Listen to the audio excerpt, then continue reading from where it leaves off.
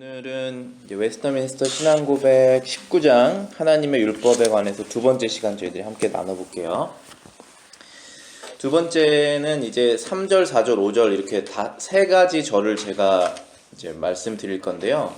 먼저 3절을 제가 한번 읽어볼게요. 거기 맨 앞에 나와 있는 하나님께서는 보통 도덕법이라고 부르는 이 법 외에 어린 교회와 같은 이스라엘 백성에게 예표적 규정들을 포함한 의식법을 주시는 것을 기뻐하셨습니다.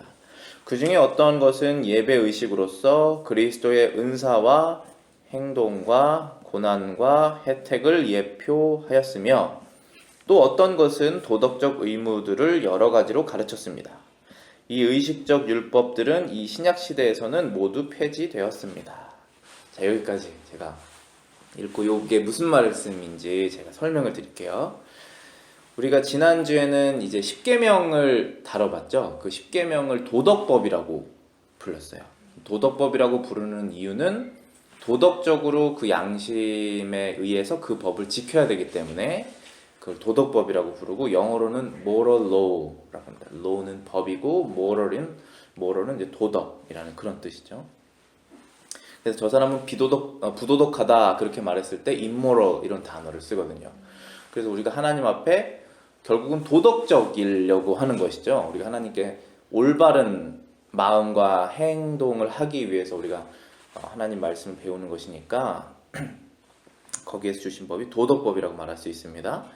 그런데 이 보통 도덕법이라고 부르는 이 법 외에 하나님께서 어린 교회와 같은 이스라엘 백성에게 의식법을 주셨다 이런 말이 있죠. 근데 이게 무슨 뜻이냐면은 이스라엘 백성은 누구의 자손이냐면 아브라함의 자손이죠. 아브라함은 이제 하나님께서 갈대아 우르에서 정말 뜬금없이 하나님의 주권적으로 선택하셔서 이제 가나안 땅으로 가라 이렇게 하시고, 이제 너가 아들이 없지만 아들을 줄 것이다. 근데 그 아들이 너가 거의 100세쯤에 거의 됐잖아요. 그때 아들을 낳을 것인데 그 아들의 씨앗으로 인해서 수많은 민족이 탄생할 것이고, 그 민족은 얼마나 많을 것이냐면 하늘의 별만큼 많을 것이다. 근데 별이 셀 수 없잖아요. 그만큼 많을 것이고 바다의 모래알 수만큼 많을 것이고, 네가 지금 나의 말을 따라서 이렇게 지금 서 있는 그 가나안 땅 위에 딱 이제 아브라함이 서 있는데 주변을 둘러봐라. 이 땅이 너 땅이 될 것이다. 이제 너의 후손의 땅이 될 것이다. 그게 이제 지금의 팔레스타인, 예루살렘 그쪽 가나안 땅을 말하는 거죠. 그런데 그게 이제 BC 2000년이에요. 그런 다음에 하나님께서 이 의식법을 주신 때는 언제냐면은 모세 때 주신 거예요. 모세는 BC 1500년 사람이고 그 500년 사이에 무슨 일이 있었냐면 아브라함의 아들 이삭, 이삭의 아들 야곱, 야곱의 아들 12명의 자손으로 12지파가 형성이 되고, 그 12지파가 어디에서 갑자기 이렇게 불어났냐면은 애굽에서 종살이 하면서 숫자가 확 늘어났죠. 확 늘어났다기보다도 그 시간이 430년이 됐으니까 오랫동안 이제 해서 자녀들이 막 늘어난 것이고, 그 다음에 하나님께서 아브라함을 택하셔서, 이제 모세를 택하셔서 바로에게 그 이스라엘 백성을 다 끌어내시죠. 그때 얘기하는 거예요. 그리고 이제 아브라함에게 약속하셨던 그것이 이제 이루어지기 시작하는 거예요. 그 가나안 땅을 아브라함의 후손에게 주시겠다고 하는 그 약속, 430년, 500년 전에 약속하셨던 그 약속이 이루어지기 시작하는 그때를 여기에서는 어린 교회와 같은 이스라엘 백성들에게 라는 표현을 쓰신 거예요. 그래서 그 이스라엘 백성들이 200만 명이나 됐었고, 그 200만 명이 살려면 법이 있어야겠죠. 그 법을 하나님께서 여러 가지 법들을 주셨는데 그 법을 3개의 캐테고리로 나눕니다. 하나는 도덕법, 두 번째는 의식법, 세 번째는 시민법, 이렇게 3가지 법이 있어요. 하나님께서 정확히 이건 무슨 법이다 이렇게 캐테고리를 정해주시진 않았지만 우리가 그거를 성경으로 따지다 보면은 3가지 부분이 나옵니다. 여기에서 의식법이라고 하는 것은 뭐냐면 예배를 드리는데 어떻게 해야 되는지 정해진 규칙을 말해요. 예배는 정말 중요한 요소였어요. 이스라엘 백성이. 왜냐하면 예배를 드리기 위해서 애굽에서 구출당한 거거든요. 안식일에 쉬고 예배를 드릴 수가 없었어요. 애굽에서는 종이기 때문에. 그래서 430년 동안 한 번도 안식일을 지킨 적이 없어요. 그런데 이제는 안식일을 지키고 그리고 하나님의 뜻대로 살 수 있는 백성으로 만들어주신 거예요. 자유롭게. 그 법 안에서. 그래서 예배를 드리는 그 모든 규칙들을 의식법이라고 합니다. 근데 여기에서 중요한 단어가 또 예표라는 단어가 많이 나와요. 예표적 규정. 그리고 뒤에 보면은 예표되었다. 이 예표라는 것은 무슨 뜻이냐면은 앞으로 일어날 어떤 것을 알려주시기 위해서 지금 예시적으로 하는 것들을 예표라고 그래요.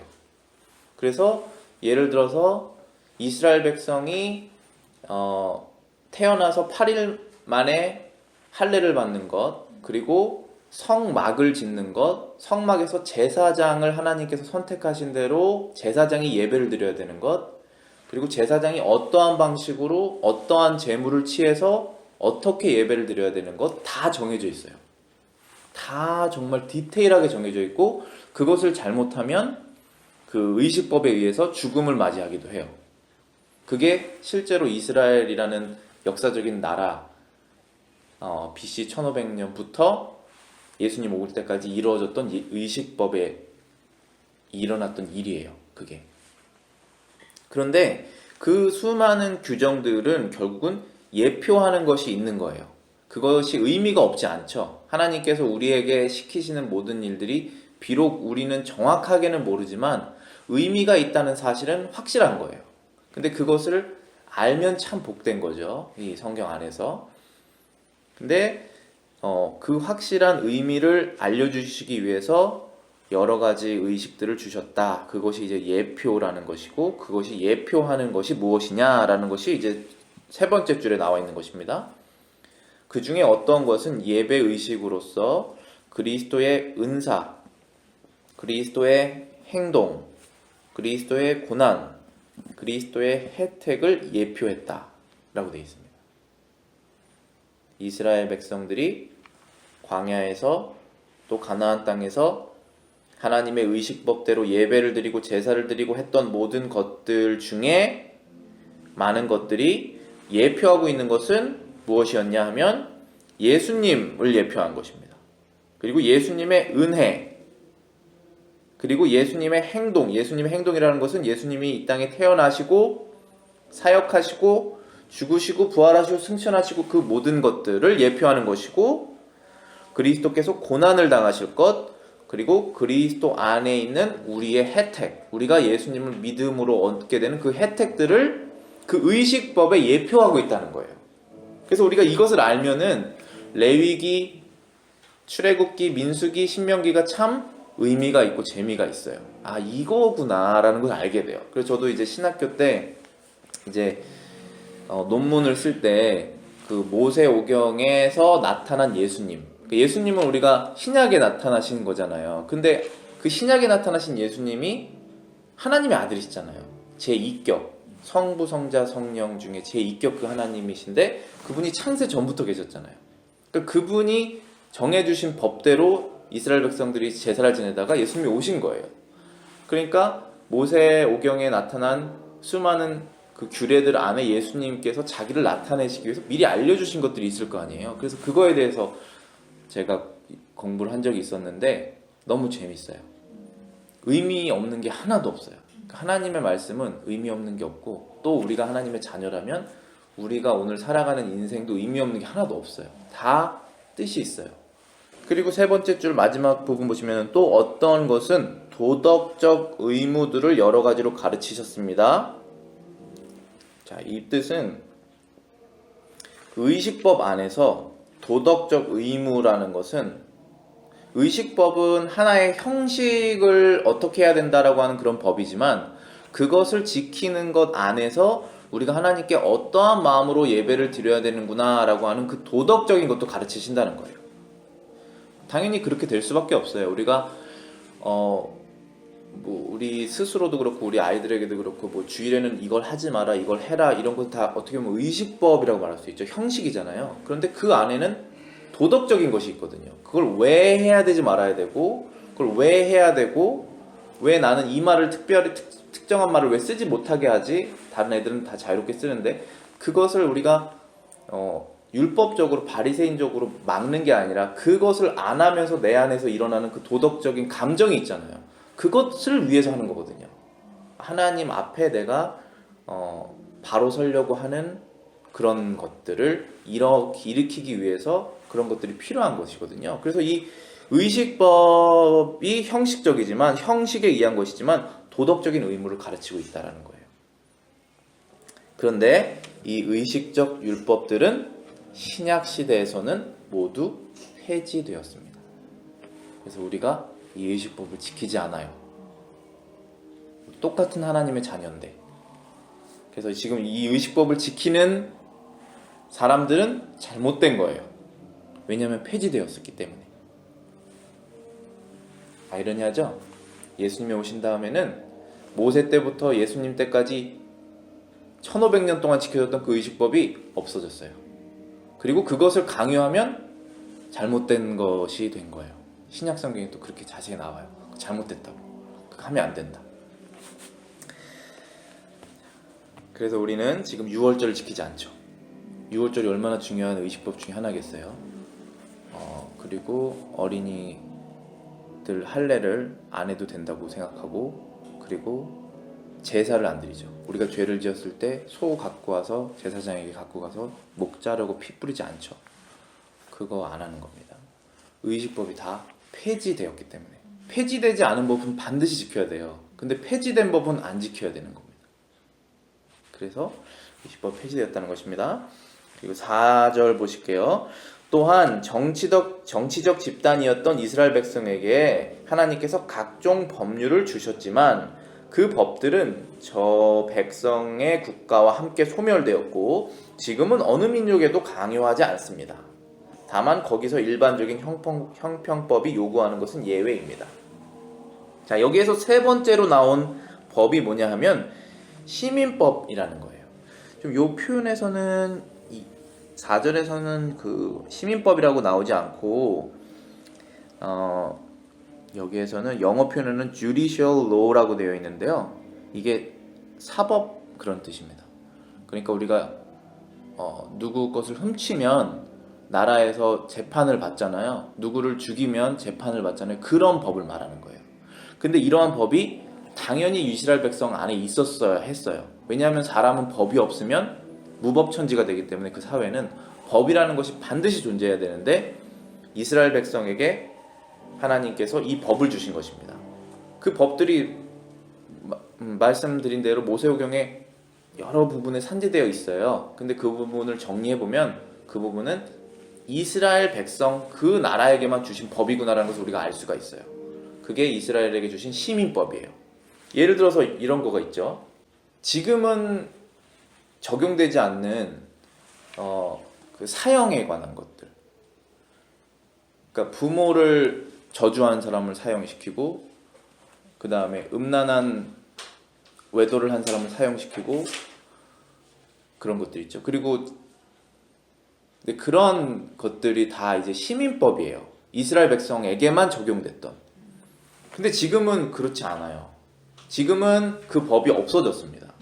왜냐하면 이게 왜 없어질 수밖에 없냐면은 정치적 집단이라는 것은 우리가 정치라는 게 나쁜 말이 아니라 그 뭐를 해야 되고 말해야 되고 누군가 정해야 되잖아요. 그것이 정해지는 순간 그게 정치 집단이 되는 거예요. 근데 그 집단이 이스라엘 백성이고 그 집단의 제일 꼭대기에 누가 있었냐면은 제사장이 있었지만 선지자가 있었지만 그 후에는 왕이 있었지만 그 위에는 하나님이 계셨어요.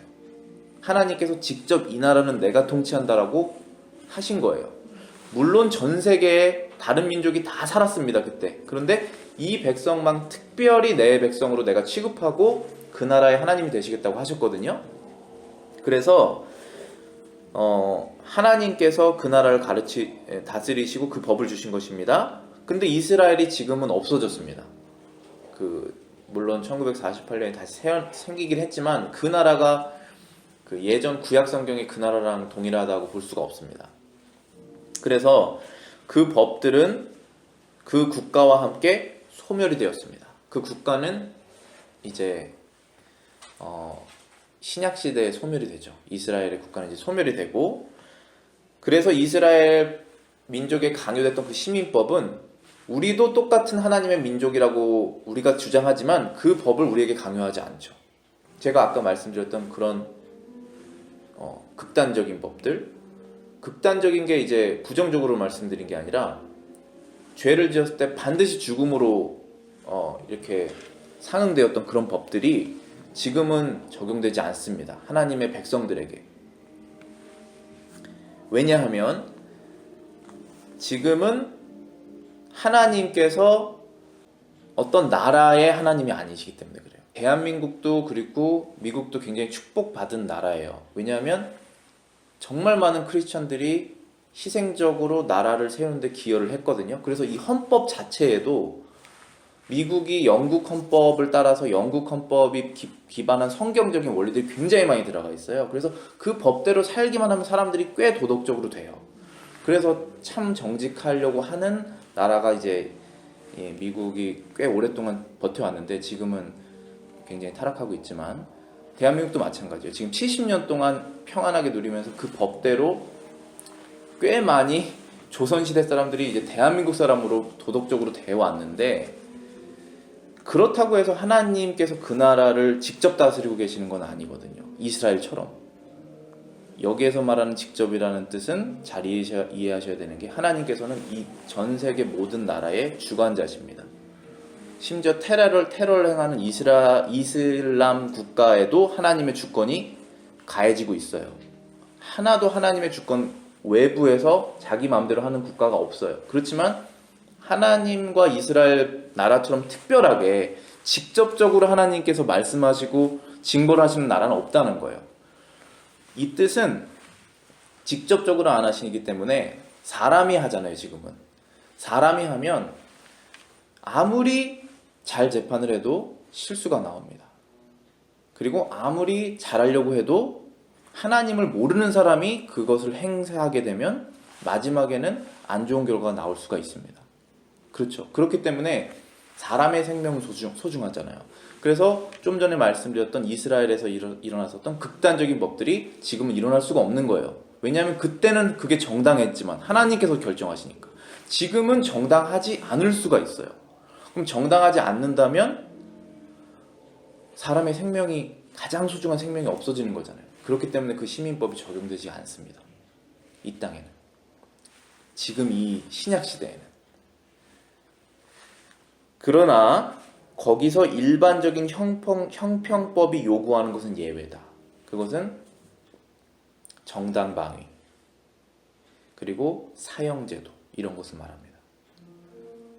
우리 집에 강도가 들어와서 총으로 우리 가족을 다 쏘려고 하는 순간에 제가 총을 들어서 그 사람을 쏘는 것, 정당방위죠. 그것을 어떻게 거기서 복음을 전하지 않았냐 할 수가 없죠. 그런 상황에서 정말 일촉즉발의 그런 상황에서 할 수가 없잖아요. 안 죽일 수 있으면 좋지만 그런 상황이 항상 있는 건 아니죠. 그런 것이 형평법입니다. 그러한 형평성에 의한 그 이스라엘에게 주어졌던 시민법은 전 세계에 그대로 남아 있습니다. 하나님께서 사람에게 주신 생명이 존귀하다는 것을 인정한 그 형평법은 아직도 남아 있다라는 것입니다. 그러나 다른 여러 가지 이스라엘에게 주셨던 특별한 시민법들은 다 폐지가 된 것입니다. 신약에 와서. 그리고 그 법은 어느 나라에도 강요되지 않습니다. 오직 강요되는 것은 무엇이냐면 시민법에 들어있던 형평성에 의한 법, 그리고 하나님께서 십계명으로 요약하신 도덕법은 전 세계 모든 사람에게 강요되는 법입니다. 그 법대로 심판을 하시거든요. 자, 그래서 뒤에 5번째 절 보시겠습니다. 도덕법은, 여기서 말하는 도덕법은 십계명으로 요약된 걸 말합니다. 도덕법은 의롭다 하심을 받은 사람들과, 누굽니까? 세상에 의로운 사람이 누가 있어요? 예수님밖에 없으시잖아요. 예수님을 믿어서 그 죄가 사함을 받은 사람들을 의롭다 하시는 거예요. 하나님께서. 그 의롭다 하심을 받은 사람들과, 그리고 다른 모든 사람들, 의롭다 하심을 받지 못한 다른 모든 사람들이 순종할 것을 영원히 요구하시는 것이 바로 도덕법이라는 거예요. 그건 십계명으로 요약된 것입니다. 하나님 사랑, 이웃 사랑입니다. 왜 그러냐면 그 내용뿐 아니라 법을 주신 창조주 하나님의 권위가 있기 때문이다.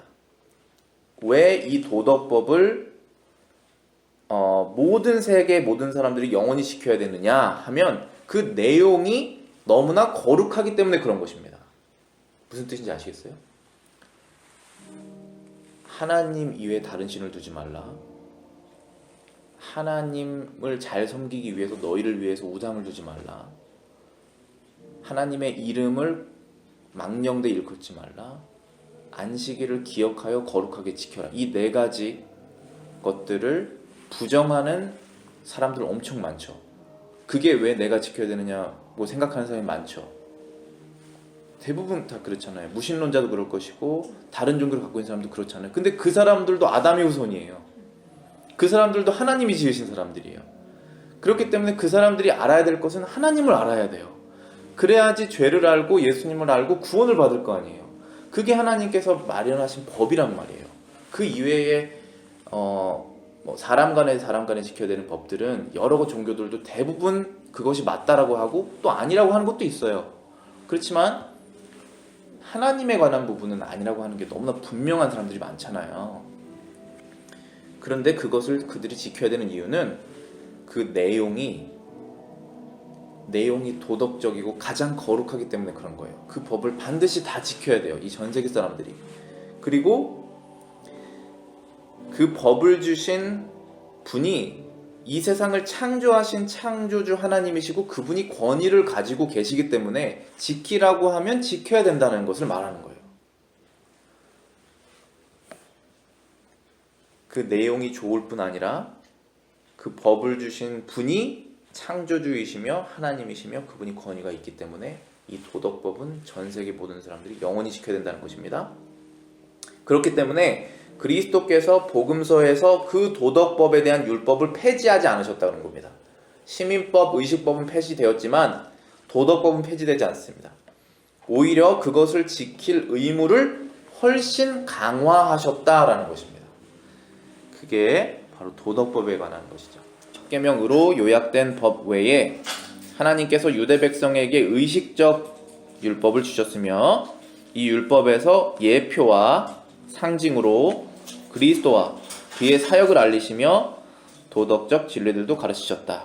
제가 말씀드린 부분이죠. 두 번째는 하나님께서 한 정치적 집단이었던 유대 백성에게 재판법도 주셨다. 여기서 재판법이라는 것은 judicial law, 다른 말로는 시민법이라고 말할 수 있습니다. 유대 민족의 의식적 율법과 재판법들은 기독교 시대에는 신약 시대를 말하는 것입니다. 모두 아무 구속력이 없게 되었다. 그것에 대한 이제 증명하는 구절들을 제가 읽어드릴게요. 첫 번째 골로새서 2장 17절입니다. 이것들은 장래일의 그림자이라 몸은 그리스도의 것이니라. 여기에서 말한 이것들은 구약의 의식법들, 시민법들을 말하는 것입니다. 구약의 많은 법들, 도덕법 이외에 그것들은 장래일의 그림자이나 몸은 그리스도의 것이다. 자, 이 말씀, 이 구절이 정말 저는 구약 신약을 이해하는데 큰 도움이 돼요.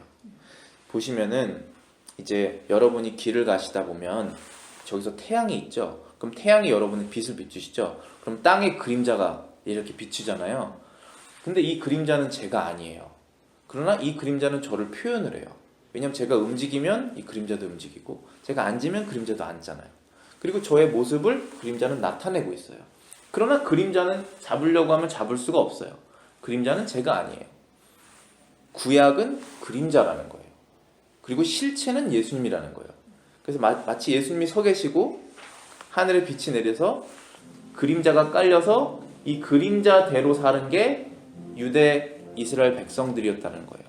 근데 그 그림자는 실체가 아니라 실체는 결국은 이 사람들은 다 예수님을 보고 있는 거예요. 마음으로는. 눈으로는 못 봤지만.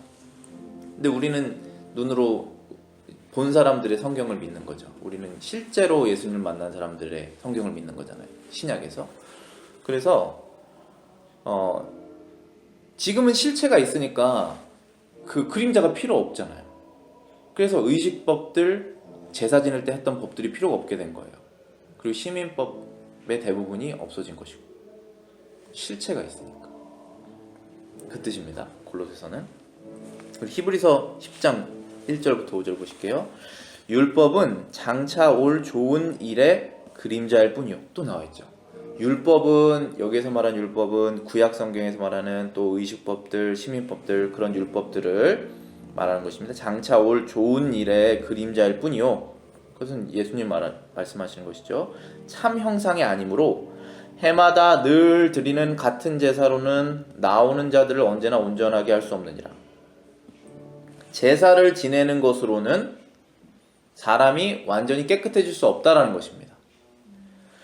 그렇지 아니하면 섬기는 자들이 단번에 정결하게 되어 다시 죄를 깨닫는 일이 없으리니 어찌 제사 드리는 일을 그치지 아니하였으리요. 자, 그 구약에서 그 제사장들이 제사를 몇 번을 드립니까? 성막에서 아침, 저녁, 아침, 저녁, 아침, 저녁 계속 드리죠. 그리고 1년에 한 번 그 속죄일에는 대제사장이 지성소, 그 성막 안에 있는 제일 끝에 있는 그 언약궤가 있는 그 커튼 치어진 그 뒤쪽에 휘장 치어진 그 뒤쪽 지성소를 들어가서 1년에 한 번 대제사를 드리거든요. 그렇게 해서 이스라엘 백성의 죄가 완전히 다 씻겼으면 매년 할 필요가 뭐가 있냐라는 것이에요. 그런데 실제로는 다 씻어지지 않으니까 한 번에 완전하게 할 수 없으니까 계속 주기적으로 제사를 드리는 것입니다. 그러나 이 제사들에는 해마다 죄를 기억하게 하는 것이 있나니 이는 황소와 염소의 피가 능히 죄를 없애지 못함이니라. 자, 그러니까 그 제사들은 무슨 역할을 했냐면은 오히려 우리가 늘 죄를 짓는 존재구나라는 것을 기억하게 했다는 거예요. 제사를 드리면서 오늘도 또 제사를 드리는구나. 저녁에도 또 제사를 드리는구나. 벌써 7월이 돼서 대제사장이 또 대속죄를 또 하는구나. 우리의 죄가 아직도 그대로 있구나라는 것을 알게 한다는 거예요. 그게 율법의 역할이에요. 이는 황소와 염소의 피가 능히 죄를 없이 하지 못한다. 그렇죠? 황소나 염소가 우리가 사육해서 잡아먹는 그런 동물들인데 우리의 죄를 어떻게 없애겠어요? 그 피가. 그러므로 주께서 세상에 임하실 때에, 예수님께서 세상에 성육신 하실 때 이르시되 하나님이 제사와 예물을 원하시지 아니하시고 이제부터는 오직 나를 위하여 한 몸을 예비하셨도다. 하나님 아버지께서 자신의 백성들의 죄를 씻기 위하여서 제물을 직접 마련하셨다는 거예요. 그 제물은 자신의 아들인 거예요. 그분은 죄가 없으시기 때문에, 그 방법밖에는 죄가 없어지는 방법이 없기 때문에 그걸 정하신 거예요. 기억하시죠? 아브라함이 이삭을 낳아서 너무 소중하게 여길 때 하나님께서 이삭을 제물로 바치라고 그랬죠? 그때 아브라함이 결정해서 제물로 바치려고 합니다. 그런데 제물로 바치려는 순간 나무에 걸려있는 양이 발견돼서 그 양으로 대신 제사를 드리죠. 그 양이 결국 예수님을 예표하는 거예요. 이스라엘 백성들이 아침과 저녁으로 계속 양의 흠이 없는 거잖아요. 완전한 제물을 갖고 가서 피를 뿌렸던 이유는 결국은 예수님을 상징하는 거예요. 흠이 없는 것만 받으세요, 하나님께서는. 그래서 우리가 제물이 될 수가 없는 거예요. 흠이 너무 많기 때문에. 그 방법이 안 된다는 거, 해결이 안 된다는 것을 알아야 자유가 있는 거예요. 오히려. 왜냐하면 해결되는 방법을 알게 되니까. 흠이 없는 분을 우리가 알게 되는 거잖아요. 결국 모든 문제의 근본이 바로 거기서 나오는 것입니다. 그것을 이해하거나 믿지 못할 때. 마태복음 27장 보실게요. 50절부터 51절입니다. 예수께서 다시 크게 소리 지르고 소리 지르시고 영원히 떠나시니라. 십자가 위에서 실제로 그분에게 부여졌던 그 생명이 떠나간 거죠. 이에 성소 휘장이 위로부터 아래까지 찢어져 둘이 되고 땅이 진동하며 바위가 터지고, 하나님께서 모세에게 명령하여서 지으신 그 성소, 그리고 후에 이스라엘에서 지어진 그 제사를 드리는 그곳에서 지성소에 들어가는 휘장이 있잖아요. 그 휘장이 위에서부터 아래로 하나님께서 찢으신 거예요. 그 이유는 의식법이 끝났다는 걸 말씀드리는 거예요. 말씀해 주시는 거예요. 이제 제사 드릴 필요 없다는 거예요. 내가 제물을 받았다. 제사 다시는 드리지 마라. 이거예요. 그런데 지금 제사 드리면 하나님의 아들을 욕되게 하는 거예요. 그래서 지금 이 예배는 제사가 아니에요. 내가 제사를 드려서 내 죄를 씻자고 제사를 드리는 게 아니라니까요. 천국에서 하나님과 함께 우리가 구원받은 자로서 만찬을 하는 그것을 하는 거예요. 근데 우리가 아직 세상에 있기 때문에 죄를 회개하는 마음으로 계속 나올 뿐이지 제사를 드리는 게 아니에요. 성만찬도 마찬가지예요. 내가 그거 제사 드린다고 나오면 안 되는 거예요. 그게 지금 로마 카톨릭 천주교가 미사가 제사를 드리는 거거든요. 계속 제사를 드리는 거예요. 매주. 우리가 그 동양 사상에서 왜 제사를 드려요? 조상에게. 죄 씻으려고 드리는 거잖아요. 내가 잘못한 거, 악귀 같은 거 들어오지 않게 하는 거잖아요. 그거 아니라니까요. 우리 제사 드리는 거 아닙니다. 그리고 세 번째, 3번 보시겠습니다. 그와 반대로 도덕적 율법의 권위는 약화되지 않고 계속된다. 그 요소들의 고유한 구속력 때문일 뿐 아니라 지금도 그 율법을 실시하시는 하나님의 권위 때문이다. 그리고 그리스도께서는 그 도덕적 율법을 완수할 의무를 약화하지 아니하시고 많이 강화하셨다. 그렇죠. 지금까지 말씀드린 다 끝났다라고 하는 그 법이 의식법, 시민법이지만 하나님께서 영원히 오히려 그것을 강화하신 법이 무엇이냐면 도덕법이라는 거예요. 그 도덕법은 우리가 영원히 지켜야 될 구속력이 있는 법입니다. 그래서 그거에 대한 증명 구절은 마태복음 5장입니다. 마태복음 5장은 우리가 산상수훈으로 유명하죠. 그래서 마태복음 5장을 잘못 이해하시는 분들이 이제 구약의 많은 법들이 다 폐지되었기 때문에 우리는 율법을 지킬 필요가 없다라고 생각하시는데 전혀 그렇지가 않아요. 이 산상수훈을 자세히 읽어보시면은 겉으로만 지켰던 법이 이제는 내 마음으로 완전하게 지켜야 되는 법이구나 라는 것을 알게 되는 것이 산상수훈입니다. 오히려 그 산상수훈 끝에 이제 예수님께서 말씀하시는 부분이에요. 마태복음 5장 17절부터 18절입니다. 내가 율법이나 선지자를 폐하려 온 줄로 생각하지 말라. 폐하려 온 것이 아니요 완전하게 하려 함이라. 진실로 너에게 이르노니 천지가 없어지기 전에는 율법의 1.1획도 결코 없어지지 아니하고 다 이루리라. 그 다음에 그 말씀이 무슨 말인지 설명하시죠. 옛사람에게 말한 바 살인하지 말라. 누구든지 살인하면 심판을 받게 되리라 하였다는 것을 너희가 들었으나 나는 너희에게 이르노니 형제에게 노하는 자마다 심판을 받게 되고 형제를 대하여 나가라 하는 자는 공회에 잡혀가게 되고 미련한 놈이라 하는 자는 지옥불에 들어가게 되리라. 또 간음하지 말라 하였다는 것을 너희가 들었으나 나는 너희에게 이르노니 음욕을 품고 여자를 보는 자마다 마음에 이미 간음하였느니라. 예수님께서 지금 이 도덕법이 얼마나 완전하게 지켜져야 되는지를 설명해 주시는 거예요. 살인이 무엇이냐? 사람의 생명을 끊는 것이 분명 살인이지만 마음으로 그 사람을 저주하는 것, 없앴으면 좋겠다라고 하는 것, 그 사람을 싫어하는 것이, 미워하는 것이, 사랑하지 않는 것이 결국은 살인이라는 거예요. 그게 그래서 우리가 죄책감이 있는 것이잖아요. 우리 마음속에.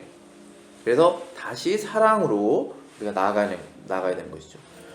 간음도 마찬가지입니다. 우리가 결혼을 안전하게 잘 지켰다. 그것으로 해결되는 것이 아니라 우리 마음속에 아내를 사랑하고 남편을 사랑하고 다른 마음을 품지 않는 것, 전체가 하나님께 드리는 우리의 마음이라는 거예요. 그것을 하나님께서 바라시는 거예요. 그렇기 때문에 이 십계명이 가장 거룩하고 또 하나님께서 우리에게 주시는 법이라는 거예요. 네, 그래서 이 법, 율법이 구약에 많이 있지만 이 의식법, 시민법, 이 도덕법을 잘 구분하셔가지고 자유를 누리시고 또 하나님 앞에서 완전함에 나아가시는 그런 저 여러분들이 되시기를 바라겠습니다.